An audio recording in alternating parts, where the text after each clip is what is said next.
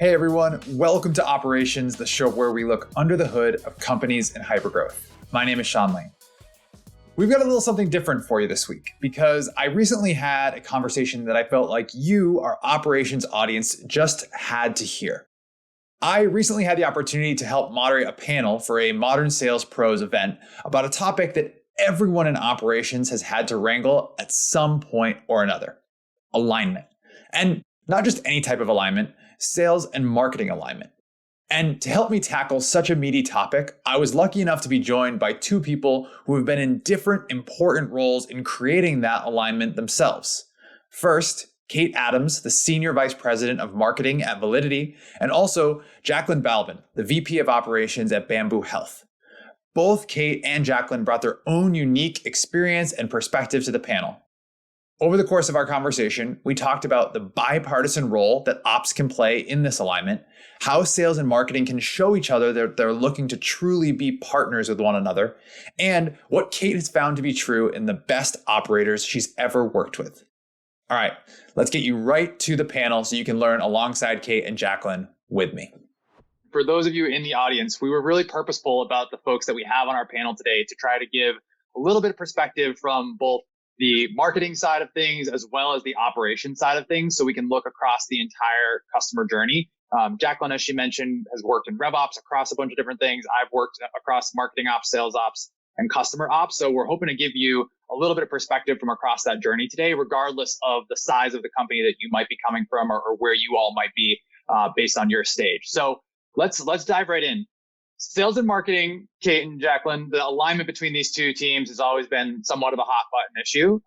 And it can be, a bit of a far off dream state for some companies, depending where you are, right? And so I'm hoping that the thing we can help people walk away with today is how can operations teams help to play a role in making that alignment more of a tangible reality. So for the audience, one of the things that Kate and Jaclyn and I talked about in getting ready for today was we wanted to, again, regardless of the stage that your company was at, think about what are some baseline assumptions we can make going into today's conversation. And so the baseline assumption that I'm asking you all to make today is this: whether you're in marketing ops, sales ops, customer ops, field ops, whatever you might call it, the goal between sales and marketing getting aligned is to have an output of pipeline, right? That's the thing that we're going to solve for today. And so, Kate, I wanted to start with you. From your experience, is that simple goal and that simple output a controversial stance? How do you think about the definition or the goal of sales and marketing alignment? Yeah, I love that pipeline is at the center of it, right? I love, because that is so true, but I think pipeline is so difficult. It's such a difficult topic. It's just it's as simple as going to a salesperson, and I know all the salespeople in this call will be like, well, you just close the deal. It's easy. No, right? And so, okay, cool. So how are we going to generate that pipeline? Who's responsible for which parts of it? And why I think ops is such an integral piece to be in the center of it is ops is there to kind of hold those people accountable to one another, right? And to say, and they're there as, and I'm sure we'll get into this later, Sean, but should ops be a centralized function? Should it sit within marketing? Should it sit within sales? All those things. Why I love it as a centralized function, from my perspective, is it's always been a bipartisan entity that's just stating facts, right? That's just stating facts and saying okay, this is what we have on this analysis. This is what we have on this analysis. How do we come together? And what's the narrative and the insight that you have as a result of those analyses that I think is so powerful. So I know lots of people are in lots of different camps, even though I would also say ops folks, really high caliber, high quality ops folks like Jaclyn and Sean, I know, right, are bipartisan, even if they're sitting within a marketing or sales organization as well, because you're just kind of stating what's happening and then trying to come up with and working with the marketing and sales professionals to come up with what's the narrative or what are our hypotheses about why that might be the case. But yeah, that's kind of my take on it, right? I think pipeline is so hard. And so many people have figured out okay, well, it's just marketing problem. It's marketing's problem. And then other people are like, no, it's sales problem. We're going to be in a sales-led motion. The reality is it's both of yours. And so we have made this drastic oversimplification in my mind of like, well, if we just align these organizations, then there's no problem. It's like, no, like, okay, cool. We're both responsible for it. Who's responsible for what percentage? How are we going to measure that? And then how do we hold each other accountable on a weekly, daily, monthly, quarterly basis for it? You're right. I want to definitely come back to that accountability piece. Like, Jaclyn, when you hear Kate say that your role is in this like bipartisan status, does that resonate with you? Is that how you view yourself? And if so, like, how do you coach that mentality within your team? Yeah, I mean, everything that Kate said definitely landed with me in a lot of the way that, our revenue operations team approaches what we hope are the problem statements that our business partners bring to us to help solve for. And so a lot of what we try to bring is that unemotional approach to, all right, we have a problem that needs to be solved. And now how do we go back to the foundations that are required in order to come up with the best solution for the problem at hand. And because we're not as emotionally invested in maybe the amount of work something took or how much we want it to succeed, which we do, but we're not necessarily in that every single day, it helps to bring some of that unbiased transparency to how should we be measuring this? What are the goals that we're trying to achieve? What's the best way for us to look back and learn from the results that we actually see, and then to continue to optimize. And that in taking that type of approach, and especially as you get into things like pipeline development, especially when it maybe isn't where you want it to be, it helps to identify the real areas of opportunity, the real things that are working well, and to continue to hone in on those and adjust as needed, versus getting too caught up in the, like, well, this didn't work because you did. Actually, it's like, no, let's just let the data lead the story, and really continue to just have that culture of, continual iteration and really transparent sort of problem solving together. And so ops as that team that helps to bring the parties to the table, and break down some of the barriers that might exist, I think is where we can sort of best utilize the skill sets that we have. I think there's a part of what Jaclyn just said where it's also by ops just asking the questions, right? Like she modeled that as like, hey, maybe it's because of this. Whereas if that didn't happen or it didn't come from that ops function, then it feels like finger pointing, right? Then it's like, oh, well, sales is asking me that question because they don't want to take any accountability to their follow-up. Oh, well, marketing's asking us that question because they don't want to take any accountability to like the campaign just not performing at the volume we expected it to, right? Whereas when ops is asking that question, it's like this like third party coming in and being like, hey, can you tell me what about this? And I feel like there's no like, I feel like there's no spin on it. You know what I mean? Yeah. And even the data point that Jaclyn's making too, like if you're coming at it from a particular perspective or you already are coming in with like your side's point of view, you can tell whatever story you want, right? With some slice of that data. And I think like for everybody who's listening who might have, one particular model or one particular structure within your ops team, I think even if you have a hard line in your company dividing marketing ops and sales ops, you just have to care about what happens in the other part of the customer journey, right? And I think if you can instill that mindset within your team to say, okay, yeah, I might be responsible for marketing ops or I might be responsible for sales ops. If I can take a step back and look at that entire customer journey and say, okay, if we make this change in marketing, what are the ripple effects going to be on sales? If we make this change in sales, what are the ripple effects going to be in customer success? I think we need operations teams to come with that mindset to kind of prevent us from that finger pointing that Kate was talking about. I think that, the having the rigor to also ask the questions up front around what it is you're actually trying to do, is something that, again, is easier to do when you're not so invested in the day to day. And so it is a lot harder to sometimes take a step back and say, what is this campaign actually intended to deliver? What are the outcomes that I'm expecting? And then how do I have that again, rigor to go back and actually make sure that I measure against what it is that I was trying to do. And same thing on the sales side, what is it that we're looking to, like, we just got all these leads, what is it that we expect to generate out of those leads? And then did we actually have the results that we expected? And again, sort of having that one step removed team to help to make sure that we're really hitting all of those really critical milestones within, whatever motion we're going through is so important to actually optimizing and actually learning. That again, from like a one step removed standpoint, it's so much easier to do when you're not in it every single day and every single minute. Yeah.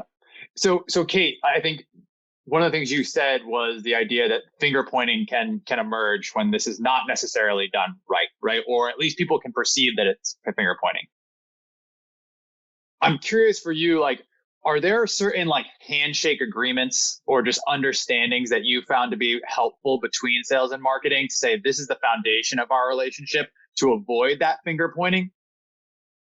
Yeah, I think some of the foundational things that tried to implement it, and not just at Validity, but at a number of different organizations, has just been, hey, what are you going to hold me accountable to? And a little and more to the point of, I expect my marketing organization, specifically my demand gen organization, to be able to forecast the pipeline that we will create with as much rigor as our sales organization holds the sales teams to be able to forecast what they'll close in bookings. And so we do that. I hold them accountable to that because I don't want, I think too many marketing organizations don't do that, can't draw a straight line to their revenue today. And I would argue that is fundamentally one of the core reasons why the CMO role is in such a state of crisis today, that it is, because they just can't demonstrate the impact. And so, but as a result of that, I think many of my sales counterparts would feel like, hey, this is a marketer who's in it with me, right? She understands, and her organization understands. They have to put their butts on the line every month to say, this is what we're going to hit. And sometimes we hit it and sometimes we don't, just like our sales counterparts do. I'm not saying that we're at 99% certainty every time, but we're all in it to win together. I think that's one of the founding things. And I think the second part of that I think that I found has been really important is agreeing on the metrics, so that I don't come with one set of metrics and sales has another set of metrics, and then we just disagree because we have defined our metrics differently. It's like, no, okay, what do we want to measure? Okay, this is the measure for that thing. And so this is how we will measure it. This is how we will define it. So no matter if your ops person pulls it or my ops person pulls it, we're pulling from one field and we'll pull it like that all the time. You know what I mean? Yeah, I'm sure none of us have ever been in a meeting where one person has one version of a report and one person has another version, and we spend half the meeting trying to figure out which one's right. Jaclyn, like, do you agree with what Kate's saying? Like, does ops at Bamboo play this role of both the goal setting kind of validation sounding board, as well as the team that ultimately is then reporting on progress against those goals? Yeah, absolutely. So we spend a lot of time upfront in goal setting, working with both, historical data as well as the plans that we have in place in order to come up with really proposals on, here's where we think, a reasonable goal would be, here's a stretch goal. What are the factors that we should be considering as we're actually starting to set goals, and then working through a lot of those live. And so really doing some dynamic meetings where we might say, based on the data, it looks like you should be able to generate, X, but we also know that these other things are happening that would influence our ability to hit that number, whether it's up or down, and really working through the variables that would impact the number, so that as we're actually setting goals, everyone is very much bought in. And that does not mean that, someone can say, oh, well, we should cut it in half because it's going to be a tough quarter. No, I mean, there's only so far that we can go, but we want to make sure that we're hearing a lot of those voices and making sure that we're taking into consideration all the other things that might be impacting our ability to hit a certain metric. But as part of that, and the most important piece of it is really making sure that we're aligned so that when we do set those goals and we start to report in on them, we're not continuously debating the thing that drives success, right? We've already decided on the metrics of success. And so then when we're actually discussing where we stand and how our progress to goal looks and what it is that we should be doing, and a good example of that for us is, do I have enough pipeline today in order to hit my number tomorrow? So let's not debate what pipeline is or what our number tomorrow is. Like, we should have that landed. And now we should be talking about what it is that we can be doing as a team to make sure the answer is yes. And so making sure that we are really sort of crystal clear on the metrics, how we define them, how we got to the place that we actually set those metrics, and then we can focus on solving the problems and generating the pipeline that we need versus getting caught up in, rehashing old conversations, which consistently happens if you don't spend the time up front. And so that's a big part of the process. The other big part of it, into the second part of your question, is how we actually then go about measuring things. And generally for us, that's as part of the process, actually setting up, whether it's a Salesforce dashboard or a report in Tableau or whatever we're using to actually measure progress, that everybody has that same source so that there's a source of truth that everyone's referencing. And so then there's no miscommunication or different sets of data. Again, we've defined it. We know exactly what it is we're doing and why, and we all know where to get the information. So again, we're focused on how do we now cover the gaps or solve the problem or celebrate successes. And I think too, like those metrics that you were talking about defining, being explicit about which of those are actually going to be your levers for growth, right? Like, we're all kind of coming up on the end of calendar year, fiscal year timing, and thinking about the upcoming year. Kate, like, what does a good conversation with your ops counterpart look like when you're making those decisions? Because to Jaclyn's point, like, yes, you've got to define all those metrics, but there's probably only a handful of those that you're going to say, okay, these are the ones that are going to be steady state. This is the incremental growth. And then these are the big bets that we might be making in the next annual plan or whatever. Yeah, that's what I was actually just going to build off of what Jaclyn was saying. It's like, you have to agree on the metrics, but like, hopefully it doesn't take you very long to get there. But then I think then the second piece of that is then, and 'tis the season for this, is what you just talked about. We're in planning season. And so aligning on the assumptions, right? Because what Jaclyn said was super important, was like, do I have the pipeline today for where I have to close tomorrow? Yes or no?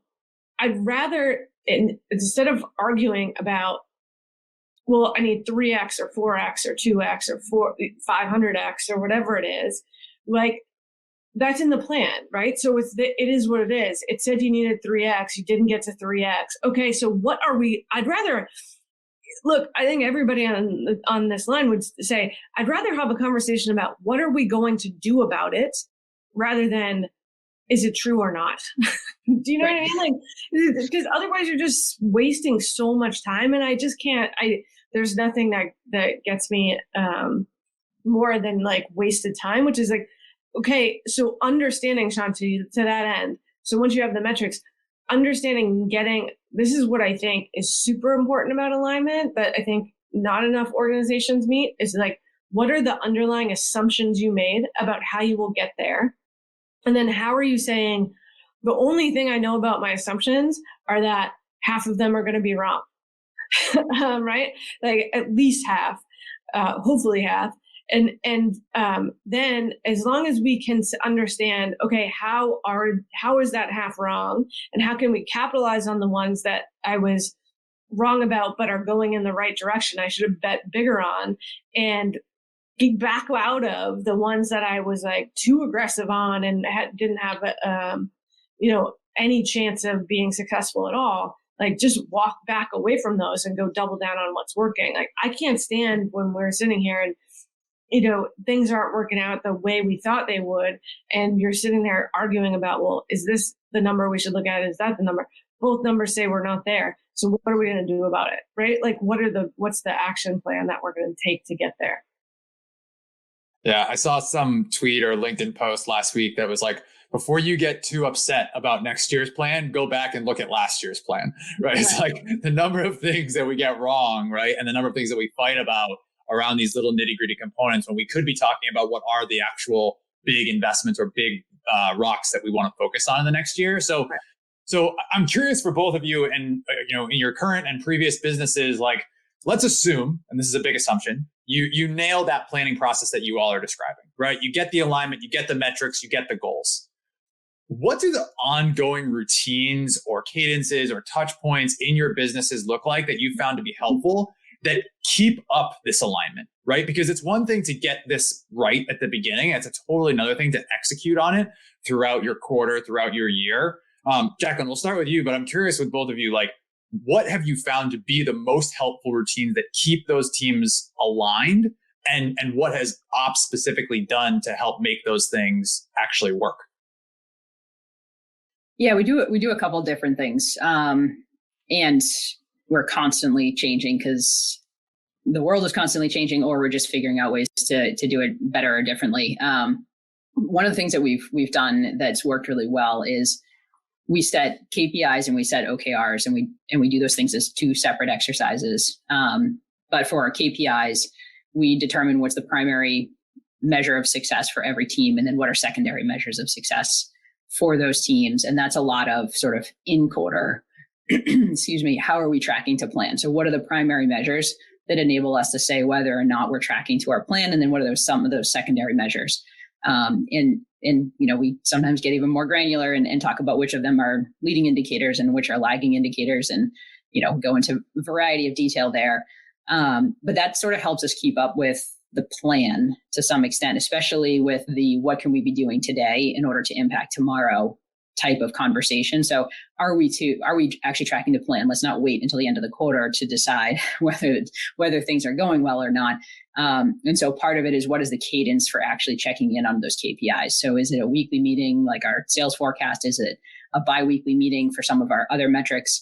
Or even further out, depending on what it is. And then separately, we have our OKRs.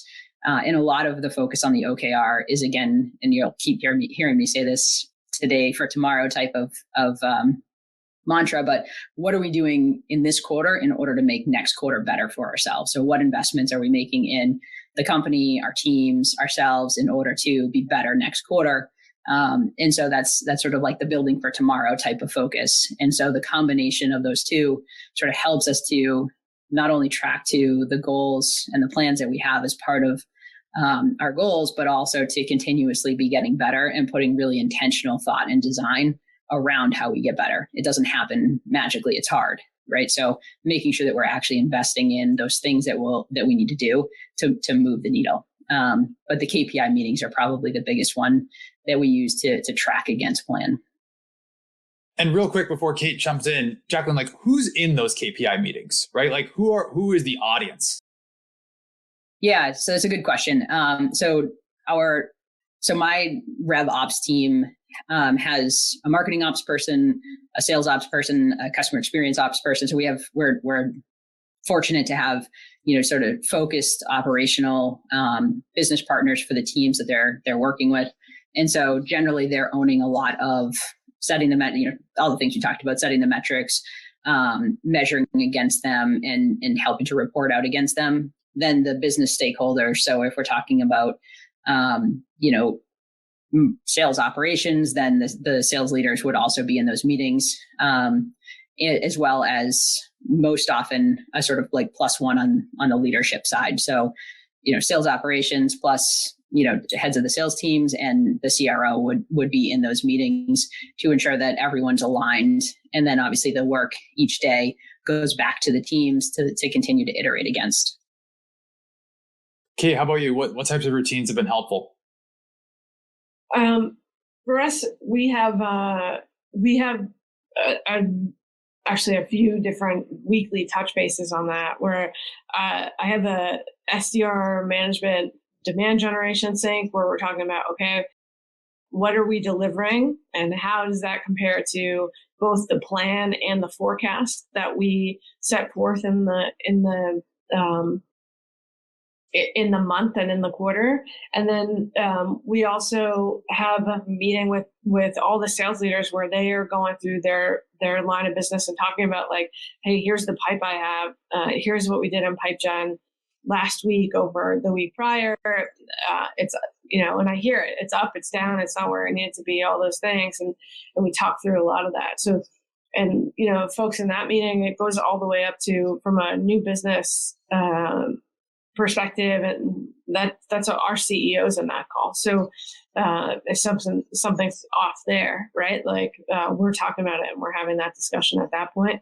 But the sales development manager meeting is super insightful in terms of like, okay, what are we going to do? What's working? How can we double down on what's working? How do we back away from what's not?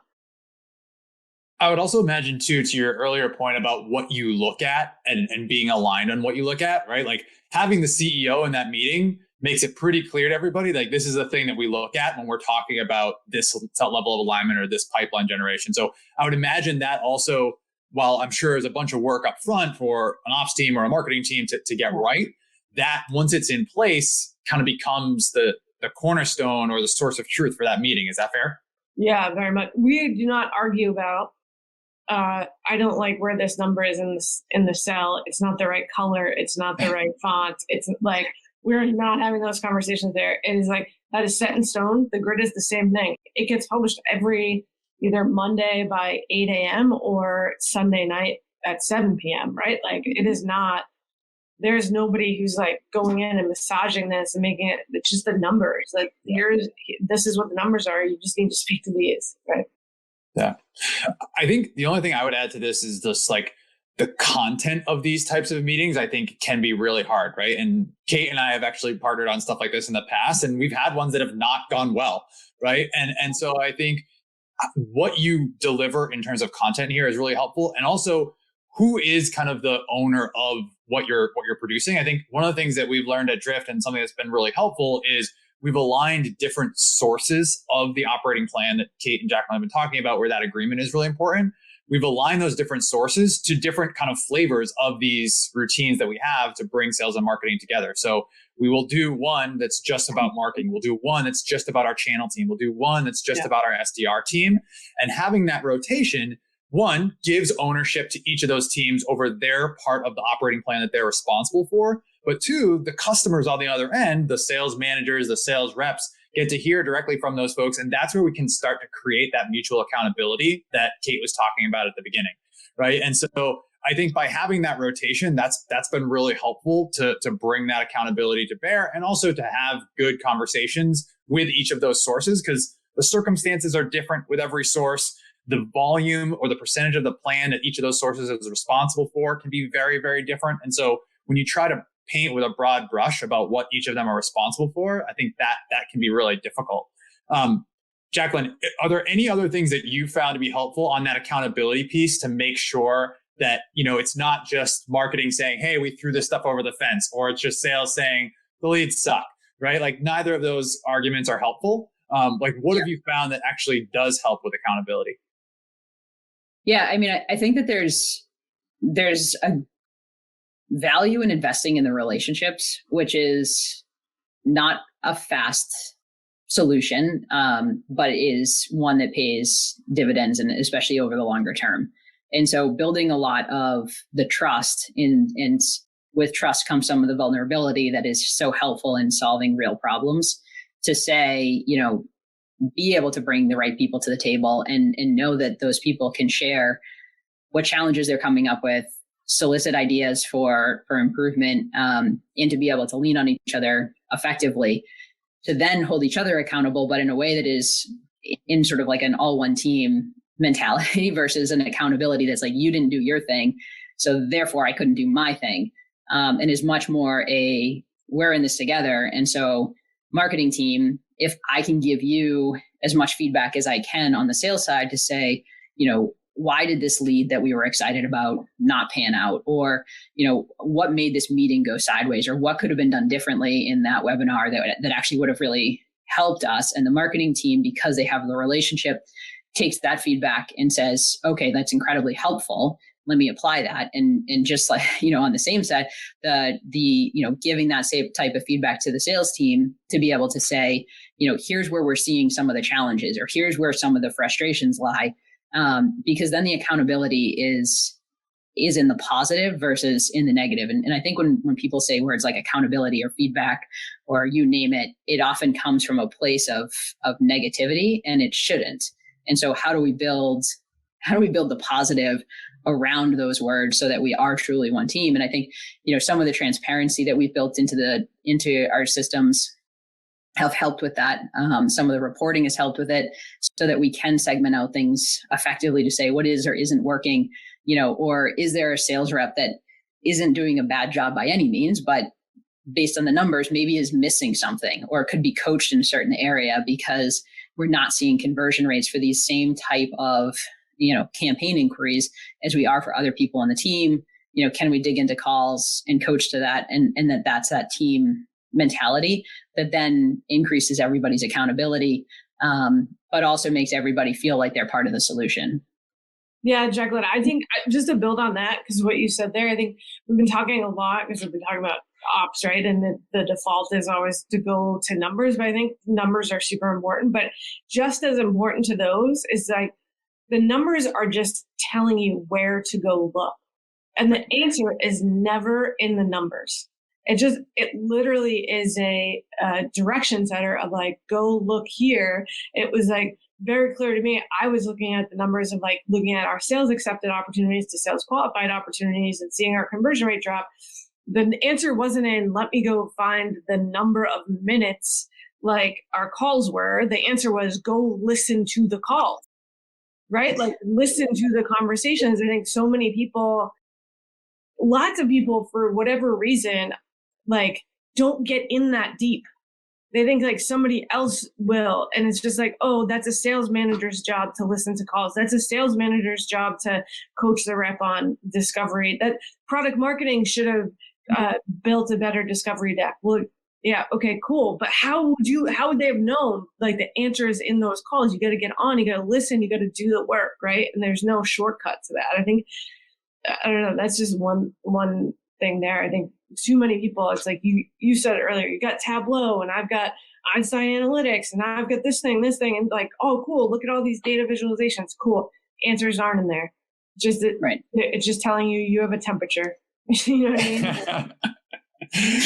I think diving into those individual details too, whether it's an individual call or an individual lead, like if you make that the practice of your team, then you don't end up with like these like big hand waving statements about the state of this relationship, right? And when you start to fall back on those big hand waving statements, like, we don't get enough leads, or the leads are shit, or, we're not following up with them fast enough, then you miss kind of the nuance of what's actually happening with each individual one. I think another good example of diving into the details there is for both marketers, salespeople, and operations folks alike. By looking at the individual examples, you can also find the places where things might be breaking, right? Like we as operators like to think that the systems we've designed are flawless, right? And they're just going to work the way we've intended them. But sales and marketing alignment, a huge chunk of that is making sure that the systems you've designed across the customer journey are actually working as you'd intended them to do, right? It's not all just going to be a behavior conversation. There might actually be stuff that's broken.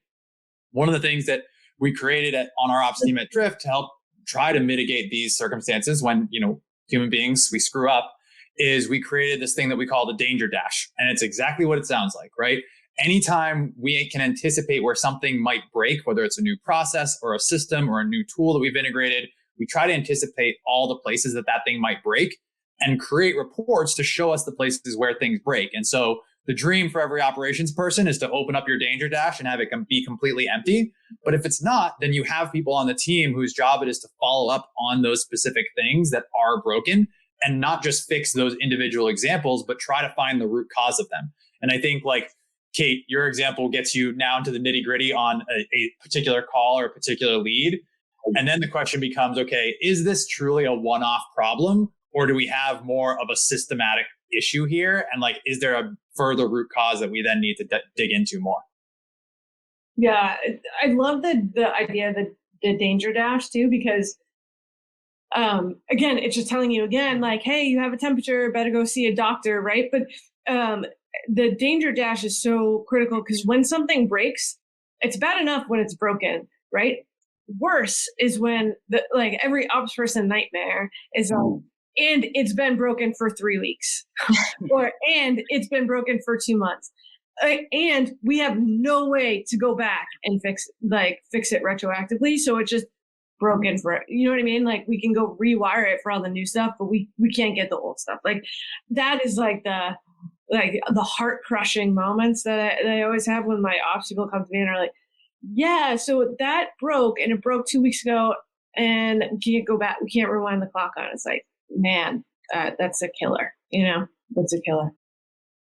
I was going to say, I think that's, similar to the alignment question earlier. The alignment with the operations teams is also so critical.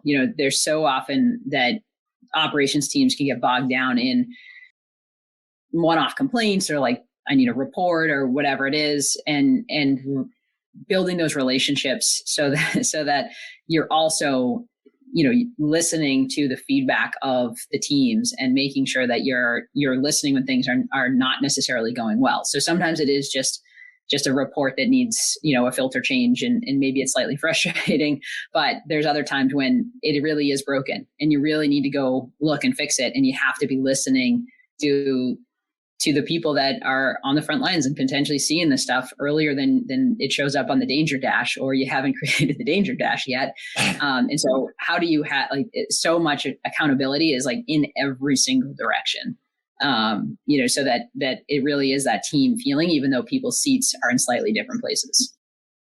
And Jaclyn, where does ops responsibility kind of start and end there, right? One of the things I get nervous about when we have conversations like this is that the breadth of the charter expected of an ops team can get so wide in these types of scenarios that it's impossible to be successful because you're responsible for everything. Like where in that spectrum do you see the operations team's true responsibilities? Like we talked about us being bipartisan. Some people say like we're Switzerland. Sometimes we're like more therapists than anything else. Like what is the actual role that you think we should be playing there? Yeah, that's a tough question. And I think at least for the people that I've seen and worked with in operations, generally the problem that I see is that they do too much and not too little. And so, I know one of the things that when we're hiring, I always say is I want creative problem solvers who, love to get their hands on something and fix it and love delighting, the people that they work with a solution. And what that often means is that it's like, yeah, no, I can definitely do that thing for you. And like, I can definitely help with that other thing. And like, these are all fun, exciting problems. And so I think a lot of it is then pushing back to, what are things and opportunities that operations can uniquely engage in order to add value in a scalable way, that we should be focusing and optimizing our time for. And then in me not answering the question that you actually asked, because I don't know if I actually can, I think it's a lot of then the conversations with those teams. And I know I had a marketing conversation about this recently where it was like, all right, lead scoring, how do we actually parse out what about lead scoring is marketing's? What about lead scoring is marketing operations? What about it is our BDR's team? And how do we all collectively work through that and figure it out and then hold to it?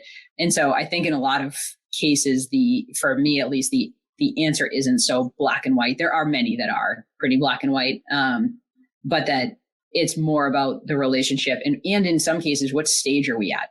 So for us, we're moving marketing automation systems. We just moved our CRM system. Everything is new. There's a lot of gray. And so we should move more in the direction of saying yes and helping and, saying, yeah, I can solve that problem for you. And then start to pull back as we actually get people into a place where they can start to do some of it themselves. So again, not answering your question, but it feels like it's too hard to put a definition around, because it's a unique scenario, and that this is where operations people need to have the ability to make good decisions and to choose which things to invest their time in and which ones not to, and should be able to articulate why. But that a lot of judgment sits in operations and a lot of, strategic problem solving. And if you're not hitting that benchmark, you should probably be thinking about how to untangle yourself from it. Jaclyn, I think you hit that right on the head, right? The problem with operations people is exactly what you said, which is like, they want to fix. They want to fix everything. They want to make everybody happy, right? Like, and that is, and it is like a recipe for like wanting to jump out the window every day, right? Because you just can't, like, you feasibly can't do that. The best operations people that I've worked with have been masters at never saying no, but saying which one. So like, which one of, we can do all of these things, but I need you to tell me which one of these is most important to the business, right? Because like, and having an opinion on like, hey, I think it's this one. Here's how I prioritize these, but which one do you want? Because you essentially, right, your customers are internal. So right. you need to make sure that there's alignment there. And have a perspective of like, here's what I would do. These are the top 3 I would go do. But if you have a different opinion and you want me to change this filter on your report that you should probably figure out how to do anyway. So let me teach you how to fish. Like, I'm happy to do that with you. But I think that's so integral to that ops role, which is just like, you can have this or that. You cannot have both all the time, right? I think too, like that's the hard part about the goals conversation that we were having before, right? And saying, yeah, we want to be strict about putting goals in place, defining them, saying how we're going to measure them and picking targets for them. But we also need to do that with the flexibility that says, if and when this new shiny thing comes up, let's have that prioritization conversation of, is this now something we want to do? And if so, which of the things on our normal goal list are we not going to do anymore, right? And I think people can use routines and cadences to help with that, right? Like when Kate and I work together, every Tuesday afternoon, no matter what, I met with Kate and our marketing leaders and our marketing ops group to say, hey, these are the things we're currently working on. What are you seeing on this list that is either something you don't think is important, or what don't you see on this list that you do think is important? Right. And then having those conversations allows you to still lean back on your goals, use those as the kind of the North Star to say yes or no to stuff. But you can also be fluid in those moments when the business truly needs you to be fluid. Yeah, 100%. I think that's 100% true. I think, and also just being able to be like, because I am also one of those people, and I think I've seen lots of marketing and sales leaders do this, where I'll be in a meeting, I'll be like, oh, we should look at that. Oh, we should look at this. Oh, we should look at that. And then the amazing ops people that I've worked with have been like, cool, Kate just said that we should go look at these 10 things today. And she already had given me the list of 50. So I can't, and it was like eye-opening of like, yeah, I did say we should do that, but I meant like 6 months from now, when after like I've taken 3 vacations and I have a pina colada in my hand, right? Like that's what I meant. We should look at that, not today. Right. And so I think it's super important. One other thing on the alignment side, I think a big key to alignment, in my opinion, is also an open curiosity. And so what I was talking about before in terms of like the devil being in the details, and the devils are in the calls and in the decks and the emails and in the correspondence and in the drift conversations you're having with your customers and prospects. Like literally just when you get into, I've had such like a mind-blowing experience of like talking to sales and being like, hey, I'm just curious. Is this how we expect our reps? And I'm a big Gong fan, and we're Gong customers. And like the fact that you can send a snippet, is this our expectation on how we would expect them to be talking about this? Like no judgment, just being like, is this what we want? Or, hey, are we purposefully waiting until the follow-up email to set the next call? Is that what you want them to do? Or should we do that before they end that call? Like, which one do you want? Like, and that's what I mean by an open curiosity. Like, I'm not saying like, hey, this is wrong. Why are you not setting the call before you get off the first one? But like, I think having the conversation in terms of like having that intellectual curiosity of like, I'm not a salesperson. There's a reason I don't sign up for a bookings quota every month, right? You tell me, is this what you want it to happen or not? And likewise, like my sales counterpart can be like, hey, are these the types of people that you wanted us to meet with at this event? Because like, is this what you wanted? Because I need your help in how you want me to handle the next conversation there. Right. And I think that's some of that relationship building where it's like, you're coming and saying, I'm not an expert in this and you are. So help me understand how I can help you better. And then vice versa. And then that's where like the partnership starts to come together versus I threw it over the fence and you didn't do anything with it. And so I don't know what else I'm supposed to do. And so the more we spend time with the people and having the right conversations and asking the questions and truly engaging in our counterparts day to day, it feels like that's where true alignment comes from versus numbers on a page, which to your point earlier, Kate, are just indicators. They just start telling us where to look. And by the way, like if you're in ops, if you're a marketing leader, if you're a sales leader, like there's no better way to demonstrate that you want to be a real partner than to do that research and send that gong snippet and ask that question, right? As opposed to waiting for those answers to come to you. Like there's no better way to show that. So, all right. In the time we've got left, we are going to be taking our conversation today and turning it into an episode of Operations, which is a podcast that I host at Drift. If you're listening via MSP today, make sure you go find that, download it. I have a handful of questions that I ask each guest at the end of the episodes that I'm going to ask to Jaclyn and Kate as we wrap things up here today. So, Jaclyn, I will start with you, and we'll try to hit on each of these questions for both of you as we rifle our way through in the time that we've got left. Sound good? Yep. All right. First one, Jaclyn, best book you've read in the last 6 months? I listened to your podcast, so I knew this was coming. My professional answer, we are actually doing an awesome book club that one of my leaders is running and reading Making of a Manager, which has been incredible with managers on the team to read a couple chapters and dive into. Definitely recommend it for anybody who's looking for a good read. Nice. Kate, best book you've read in the last 6 months? I just finished The Comfort Crisis, which was awesome. It was a great book. It was really, really good. Love it. All right. Jaclyn, favorite part about working in ops? I like solving problems. We talked about it, but I do love the opportunity to take a problem and fix it and then be able to deliver it and say it works now. It's an awesome feeling. Kate, favorite part about working with ops? I love wiring it up, right? And I love like making the machinery and gluing that all together to create an experience provided to people, right? And so like being able to hook it all together is always thrilling for me. All right, Jaclyn, flip side, least favorite part about working in ops?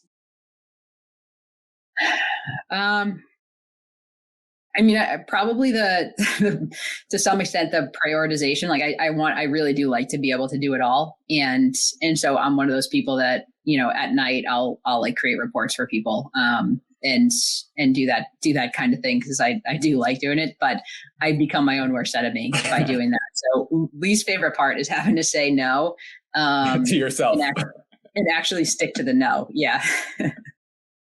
Okay, least favorite part about working with ops? We promise not to take offense. Just not being able to get it all done.